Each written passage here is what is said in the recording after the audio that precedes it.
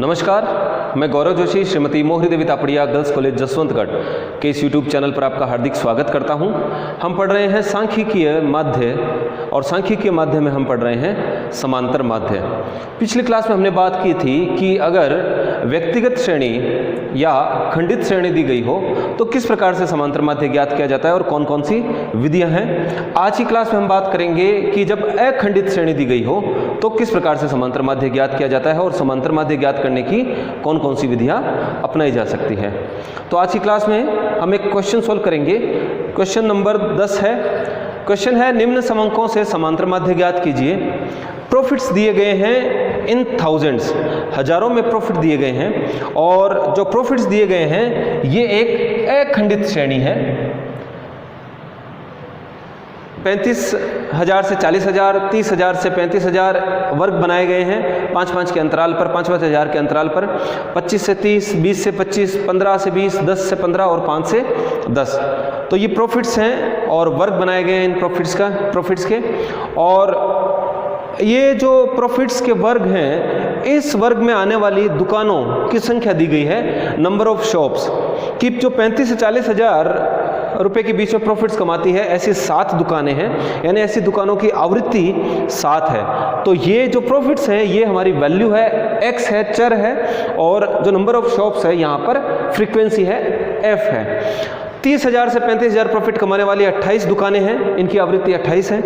25 से 30,000 के प्रॉफिट कमाने वाली दुकानें 10 हैं। 20 से 25,000 के बीच में प्रॉफिट कमाने वाली दुकानें 21 हैं। 15 से 20,000 के बीच प्रॉफिट कमाने वाली 27 दुकानें हैं। 10 से 15,000 प्रॉफिट कमाने वाली 18 दुकानें हैं और 5 से 10,000 के बीच प्रॉफिट कमाने वाली 9 दुकानें हैं, नंबर ऑफ शॉप्स हैं।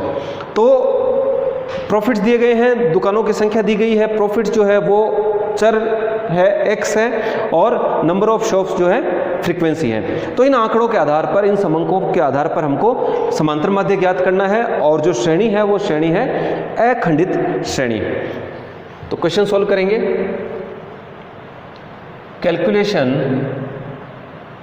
कैलकुलेशन ऑफ मीन, समांतर माध्य ज्ञात करना है। प्रॉफिट्स इन थाउजेंड्स, जो श्रेणी दी गई होती है क्वेश्चन में, उसको आप आरोही या अवरोही क्रम में आप अपने हिसाब से इसको जो है लिख सकते हो। तो हम इस श्रेणी को जो है आरोही क्रम में लिखेंगे। 5 से 10, 10 से 15, 15 से 20, 20 से 25, 25 से 30, 30 से 35, 35 से 40। और जो नंबर ऑफ शॉप्स हैं, नंबर ऑफ शॉप्स यहाँ पर f है, फ्रीक्वेंसी है। तो 5 से 10 के लिए जो आवृत्ति है वो है 9, 18, 27,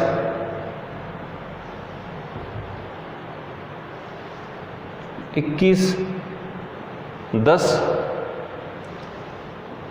28 और 7। चाहो तो आप ये जो श्रेणी है इसको अवरोही क्रम में ही लिख सकते हो क्वेश्चन हल करते समय। हमने यहाँ पर इसको आरोही क्रम में लिखा है और क्वेश्चन सोल्व कर रहे हैं। नंबर ऑफ शॉप्स f है। अब हमको जो ये श्रेणी दी गई है अखंडित श्रेणी, इसकी हमको मिड वैल्यू ज्ञात करनी होगी, mv, और ये मिड वैल्यू ही x कहलाएगा। तो मिड वैल्यू ज्ञात करना हमने वर्गीकरण जो चैप्टर पढ़ा था उसमें हमने सीखा था कि जो दोनों सीमाएं हैं वर्ग की, L1 और L2, उन दोनों का टोटल करके उसमें 2 का भाग लगा दिया जाता है। तो 5 और 10 दोनों का योग कर दिया जाता है, टोटल कर दिया जाएगा। तो 15 और 15 में 2 का भाग लगाते हैं तो मिड वैल्यू आएगी 7.5। मिड वैल्यू ज्ञात करते हैं L1 plus L2 upon 2। L1 होता है वर्ग की निचली सीमा 5, यहाँ पर L1 है, और L2 होता है किसी वर्ग की ऊपरी सीमा 10, और इसमें 2 का भाग लगा देते हैं तो पहले वर्ग के लिए मिड वैल्यू है 7.5। इसी प्रकार से सभी वर्गों की मिड वैल्यू केंद्रीय मूल्य ज्ञात कर लिया जाएगा। दूसरे वर्ग के लिए मिड वैल्यू आएगी 12.5, तीसरे वर्ग के लिए 17.5, चौथे वर्ग के लिए आएगी 22.5, पाँचवें के लिए आएगी 27.5, इसकी रहेगी 32.5 और इसकी नेक्स्ट जो है इसकी होगी 37.5। तो मिड वैल्यू हमने ज्ञात कर ली। अखंडित श्रेणी अगर दी गई हो तो हमको जो है मध्य मूल्य मिड वैल्यू ज्ञात करना होता है। समांतर माध्य पूछा है, तो समांतर माध्य ज्ञात करने के लिए जब अखंडित श्रेणी दी गई हो तो समांतर माध्य ज्ञात करने की जो है 3 विधियां काम में ली जा सकती हैं।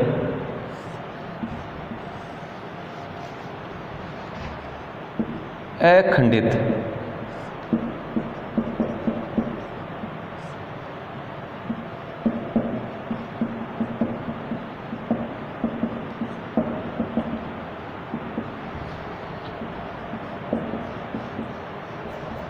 अखंडित श्रेणी के लिए समांतर माध्य ज्ञात करने की विधियां। पहली विधि है प्रत्यक्ष विधि, डायरेक्ट मेथड। पिछली क्लास में जब हमने व्यक्तिगत श्रेणी और खंडित श्रेणी के लिए समांतर माध्य ज्ञात किया था तो प्रत्यक्ष विधि अपनाई थी, और प्रत्यक्ष विधि का फॉर्मूला होता है x बार समांतर माध्य को, अर्थमेटिक मीन को रिप्रेजेंट करता है। x बार का चिन्ह, x के ऊपर एक लाइन लगा दी जाती है, ये x बार कहलाता है, और फॉर्मूला होता है सिग्मा fx अपॉन n।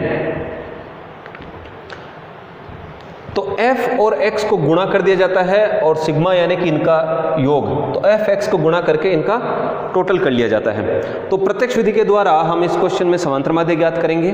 तो सिग्मा fx अपॉन n, तो पहले fx ज्ञात करेंगे, f और x को गुणा करेंगे,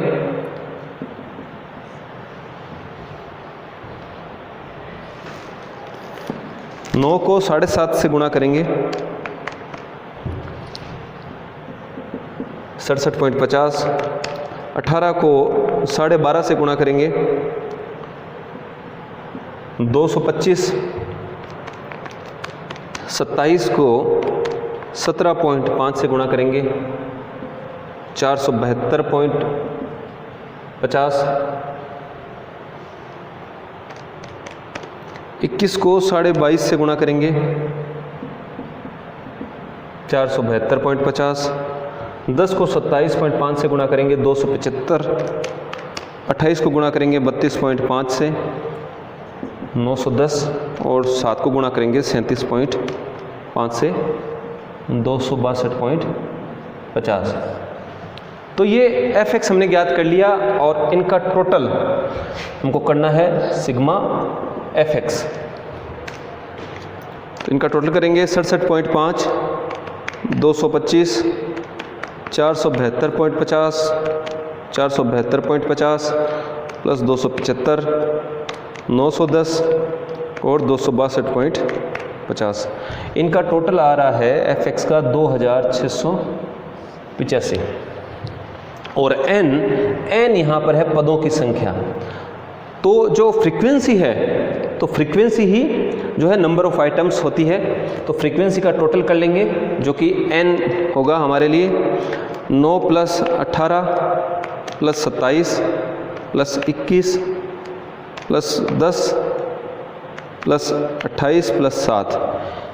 n है, नंबर ऑफ आइटम्स हैं 120, नंबर ऑफ शॉप्स यहाँ पर 120 हैं, और जिनके द्वारा अलग अलग वर्गों के आधार पर अलग अलग कैटेगरी में प्रॉफिट कमाया जा रहा है। तो फॉर्मूले में वैल्यूज़ रख देंगे। तो x बार हो जाएगा, x bar is equal to 2685 upon 120। 2685 में 120 का भाग लगा दिया जाएगा और ये आ रहा है 22.375 या 22.38। तो 22.38 जो है समांतर माध्य है, यानी कि औसतन 22.38 या 22,380 रुपये जो है औसतन एक दुकान के द्वारा लाभ कमाया जाता है, प्रॉफिट कमाया जाता है। समांतर माध्य ज्ञात करने की दूसरी विधि है लघु रीति, शॉर्टकट मेथड। ये जो प्रत्यक्ष विधि है, ये मेथड थोड़ा लंबा है, बड़ा है, क्योंकि इसमें बहुत सारी कैलकुलेशन करनी पड़ती है। इसको हम शॉर्टकट तरीके से लघु रीति से भी कैलकुलेट कर सकते हैं, शॉर्टकट मेथड। तो जब अखंडित श्रेणी दी गई हो तो समांतर माध्य ज्ञात करने के लिए शॉर्टकट मेथड भी अपनाया जा सकता है। फॉर्मूला है x bar is equal to a plus sigma f dx upon n। यहाँ पर हम एक कल्पित माध्य मानते हैं a के रूप में, और फिर जो मूल्य दिए गए हैं, जो x है, उसका इस कल्पित माध्य से विचरण डेविएशन ज्ञात करके dx ज्ञात करते हैं, और फिर dx को f से गुणा कर देते हैं। देखते हैं शॉर्टकट मेथड से इस क्वेश्चन को कैसे हल किया जाएगा। तो मिड वैल्यू के रूप में हमने x ज्ञात कर लिया है। अब इनमें से हम किसी एक को a मानेंगे, कल्पित माध्य मान लेंगे। हम मानते हैं 22.50 को हमने यहाँ पर कल्पित माध्य लिया है। जो x है, इसमें से आप किसी को भी a मान सकते हो, कोई सी भी वैल्यू आप कल्पित माध्य के रूप में चुन सकते हो। और dx ज्ञात करना है, x जो वैल्यू है इसका a से कल्पित माध्य से जो डेविएशन है, विचलन है, वो ज्ञात करना है। इसके लिए कैसे ज्ञात किया जाता है, x में से a घटाकर जो है विचरण ज्ञात किया जाता है। तो x है 7.5 और a है 22.5, तो जो डेविएशन है dx है वो आ रहा है -15 का पहले वर्ग के लिए, 12.5 में से 22.5 -10 दूसरे वर्ग के लिए, तीसरे वर्ग के लिए ये रहेगा -5, चौथे वर्ग के लिए 0 और +5। x में से प्रत्येक वर्ग के लिए जो x है, वैल्यू है, उसमें से a घटाकर हम dx यहाँ पर लिख रहे हैं। 32.5 में से 22.5 10 और 37.5 में से 22.50 15 प्लस का। तो इस प्रकार से हमने dx ज्ञात कर लिया। अब dx को f से गुणा करेंगे तो f dx ज्ञात हो जाएगा, f dx। तो dx को f से गुणा कर रहे हैं, 15 × 9 135, 135 है माइनस का, 180 माइनस का, 18 × 10 27 × 5 135 माइनस का, यह आएगा 0। 10 को 5 से गुणा किया 50, 28 को 10 से गुणा किया 280 और 15 को 7 से गुणा किया 105। तो f dx हमने ज्ञात कर लिया। अब इनका टोटल लगा देंगे, जिससे सिग्मा f dx ज्ञात हो जाएगा। इनका अगर टोटल करें तो प्लस का अलग टोटल कर लेंगे और माइनस वालों का अलग टोटल करेंगे। तो 135, 180 और 135, तो ये आ रहा है 450 माइनस का, और प्लस का अगर टोटल करें 50 प्लस 280 प्लस 105, ये आता है प्लस का 435। इसका मतलब माइनस का 450 आ रहा है और प्लस का 435 आ रहा है। तो इनका टोटल करने पर हमने पाया कि माइनस के 15 आ रहे हैं। तो सिग्मा f dx है माइनस का 15। फॉर्मूले में वैल्यूज रखेंगे तो x बार हो जाएगा, x bar is equal to a है 22.50 प्लस सिग्मा f dx है माइनस का 15 अपॉन n है 120। तो माइनस के 15 में 120 का भाग लगाएंगे तो आ रहा है माइनस, इसको करेंगे x bar is equal to 22.50 minus 0.125। Minus के 15 में 120 का भाग लगाने पे आ रहा है 0.125। तो 22.50 में से 0.125 घटाएंगे तो वैल्यू आ रही है 22.375 या कहें 22.38। तो दोनों विधियों से हमने इस क्वेश्चन को हल किया है अभी तक, और दोनों विधियों से हल करने पर जो समांतर माध्य है वो समान आ रहा है। जब हमने पिछली क्लास में व्यक्तिगत श्रेणी और खंडित श्रेणी में समांतर माध्य ज्ञात करना सीखा था, तो ये दो विधियां काम में ली थी, प्रत्यक्ष विधि और लघु रीति। लेकिन जब अखंडित श्रेणी दी गई हो तो एक और विधि के द्वारा हम जो है समांतर माध्य ज्ञात कर सकते हैं, और वो विधि कहलाती है पद विचलन विधि, स्टेप डेविएशन मेथड। जो तीसरी विधि है वो कहलाती है पद विचलन विधि, और ये विधि केवल अखंडित श्रेणी के लिए ही काम में आती है, जहां पर वर्ग बनाए गए हो, वर्ग अंतराल हो, वहीं काम में आती है। पद विचलन विधि, स्टेप डेविएशन मेथड। फॉर्मूला है x bar is equal to a plus sigma F D step x upon n into I. I से हमारा तात्पर्य है इंटरवल, वर्ग अंतराल से। यहां पर जो वर्ग अंतराल है वो है 5 का, आई है 5।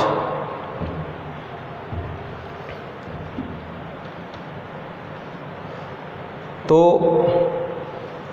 एफ डी एक्स हटा देंगे यहां से। dx हमने कैलकुलेट करके रखा है, और dx कैलकुलेट करने के लिए जो x की वैल्यू है उसका विचलन ज्ञात करने के लिए हम क्या करते हैं कि एक कल्पित माध्य लेते हैं और x की वैल्यू में से वो कल्पित माध्य घटाते हैं और dx ज्ञात हो जाता है। अब यहाँ पर dx के बाद, dx ज्ञात करने के बाद हम d स्टेप x भी ज्ञात करते हैं, और d स्टेप x ज्ञात करने के लिए हम क्या करते हैं कि dx में i का भाग लगाते हैं। dx में i का भाग लगाते हैं। i है यहाँ पर 5। i का मतलब है इंटरवल, वर्ग का जो क्लास इंटरवल, वर्ग का जो अंतराल है वो i कहलाता। तो यहाँ पर 5 का वर्ग अंतराल है, 5 से 10, 10 से 15, 15 से 20, तो 5 का इंटरवल है। तो d स्टेप, ये जो ऊपर एपोस्ट्रोफी लगा हुआ है ये स्टेप कहलाता है, d step x। d step x ज्ञात करने के लिए dx ज्ञात कर लेंगे पहले, और dx में i का भाग लगाकर d स्टेप x ज्ञात कर लिया जाएगा। तो i है 5, तो 15 में 5 का भाग लगाएंगे, माइनस का 3, माइनस के 10 में 5 का भाग लगाएंगे, माइनस का 2, माइनस के 5 में 5 का भाग लगाएंगे तो 1 माइनस का आ रहा है। फिर 5 में 5 का भाग लगाएंगे 1, 10 में 5 का भाग लगाएंगे 2, और 15 में dx में i यानी कि 5 का भाग लगाएंगे तो आ रहा है 3। तो इस प्रकार से d स्टेप x हमने ज्ञात कर लिया, और अब इसको f से गुणा कर देते हैं। इसको हम गुणा कर देंगे f से, तो f d स्टेप x आ जाएगा। तो 3 को गुणा करेंगे, जो d स्टेप x है 3, इसको गुणा करेंगे 9 से, f से, तो ये आता है माइनस का 27, यह आएगा माइनस का 36। 18 को 2 से गुणा करेंगे, f को 27 को माइनस के 1 से गुणा करेंगे, माइनस का 27। फिर 10 को 1 से गुणा करेंगे 10, 28 को 2 से गुणा करेंगे 56, और 7 को 3 से गुणा करेंगे 21। तो f d स्टेप x हमने ज्ञात कर लिया है। अब इसका टोटल कर लेंगे तो sigma f d step x आ जाएगा। तो इनका अगर टोटल करें तो इनका टोटल करेंगे तो माइनस का टोटल कर लेते हैं, माइनस का 27, माइनस का 27 प्लस माइनस का 36 और माइनस का 27, तो इनका टोटल आ रहा है माइनस का 90। अब प्लस का टोटल कर लेते हैं 10 प्लस 56 प्लस 21, इनका टोटल आता है 87। तो माइनस का 90 और प्लस के 87 है, तो इनका टोटल करने पर हम पाएंगे कि sigma F D step x है माइनस का 3। फॉर्मूले में वैल्यूज रख देंगे, तो x bar is equal to a है हमारा 22.50 कल्पित माध्य जो हमने माना था, sigma F D step x है माइनस का 3, n है 120 और इंटू आई, आई यहाँ पर क्लास इंटरवल वर्ग अंतराल है 5। इसको हल करेंगे तो 22.50 प्लस माइनस के 3 में 120 का भाग लगाएंगे तो ये आता है 0.025 और इंटू 5। इसको आगे हल किया जाएगा तो 22.50 प्लस 0.025 को 5 से गुणा कर देंगे, सॉरी ये माइनस का 3 था, माइनस के 3 में हमने 120 का भाग लगाया था तो वैल्यू आएगी माइनस का 0.025 और इसको गुणा कर देंगे 5 से, और 22.50 प्लस ये इसको गुणा किया माइनस के 0.025 को 5 से तो आता है माइनस का 0.125 और इसको हल कर लेंगे 22.50 ब्रैकेट ओपन करेंगे तो ये माइनस का हो जाएगा माइनस 0.125। तो 22.50 में से माइनस कर देंगे 0.125 तो वैल्यू आ रही है 22.375, 22.375 या कहें 22.38। तो समांतर माध्य है 22.38। तो इस क्वेश्चन को हमने जिसमें कि एक अखंडित श्रेणी दी गई है, एक कंटिन्यूअस सीरीज दी गई है। तो जब इस क्वेश्चन में हमने समांतर माध्य ज्ञात किया और समांतर माध्य ज्ञात करने के लिए हमने 3 विधियां अपनाई, प्रत्यक्ष विधि, लघु विधि और पद विचलन विधि, और हमने पाया कि तीनों ही विधियों से जब हमने समांतर माध्य ज्ञात किया तो जो रिजल्ट था, जो परिणाम है वो एक समान आते हैं। तो जब अखंडित श्रेणी दी गई हो तो अगर प्रश्न में कुछ नहीं कहा गया हो तो हम इसको किसी भी विधि से हल कर सकते हैं। आज के लिए इतना ही। मैं आशा करता हूं कि आज की क्लास में हमने जो क्वेश्चन सॉल्व किया आपको अच्छे से समझ में आया होगा। इस वीडियो को लाइक कीजिए, शेयर कीजिए, हमारे YouTube चैनल को सब्सक्राइब कीजिए। धन्यवाद।